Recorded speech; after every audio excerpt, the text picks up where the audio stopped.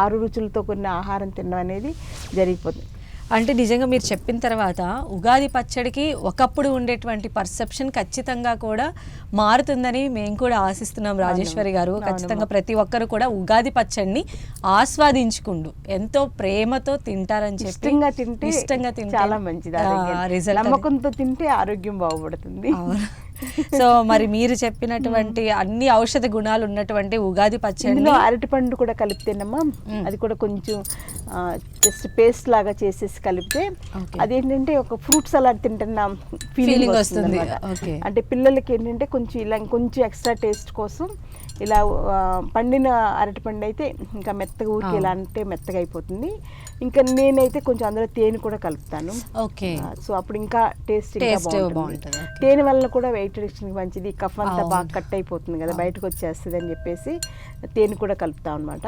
Definite గా అంటే ఉగాది రోజు మాత్రమే కాదు, మనం దీన్ని రెగ్యులర్ గా తీసుకున్నా కూడా చేదు పచ్చడి అనే పేరు పోయి దానికి హెల్దీ పచ్చడి అనే పేరు వస్తుంది. ఖచ్చితంగా ఈ ప్రోగ్రామ్ తర్వాత అయితే వస్తుంది రాజేశ్వరి గారు, అదైతే నేను నమ్ముతున్నాను.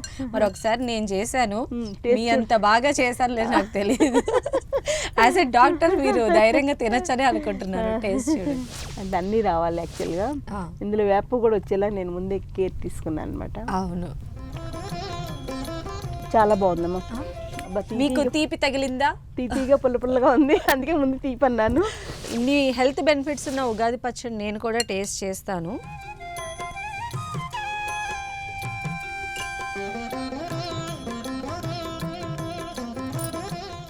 అన్ని రకాలు టేస్ట్లు అయితే నాకు తెలిసాయి. అండ్ మెయిన్గా ఇంత హెల్త్ బెనిఫిట్స్ ఉన్నటువంటి ఈ పచ్చడి తినటం నిజంగా కూడా చాలా బాగుంది, మంచి ఫీలింగ్.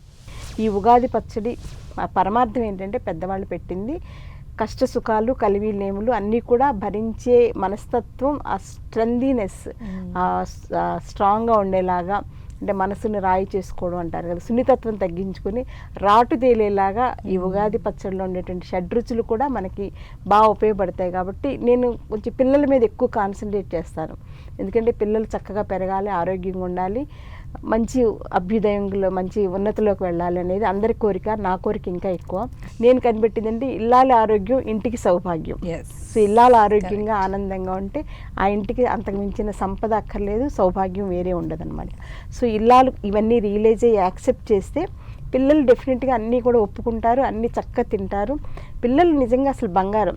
మనమే వాళ్ళ గురించి తెలుసుకోలేకపోతున్నాం, వాళ్ళని రకరకాలుగా ఇబ్బందులు పెడుతున్నాం.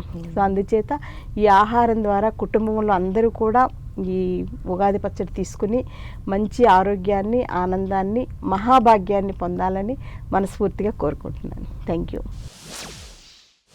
సో తెలుసుకున్నాం కదండి, ఉగాది పచ్చడిలో మనకు ఉపయోగించేటువంటి అన్ని ఆయుర్వేద బెనిఫిట్స్ కలిగినటువంటి వాటిని మనం వాడుతూ ఉంటాము. సో ఖచ్చితంగా ప్రతి ఒక్కరు ఈ బెనిఫిట్స్ తెలుసుకున్న తర్వాత ఉగాది పచ్చడిని ఎంతో ఇష్టంగా తినాలని చెప్పి ఆయుర్వేద డాక్టర్ రాజేశ్వరి గారు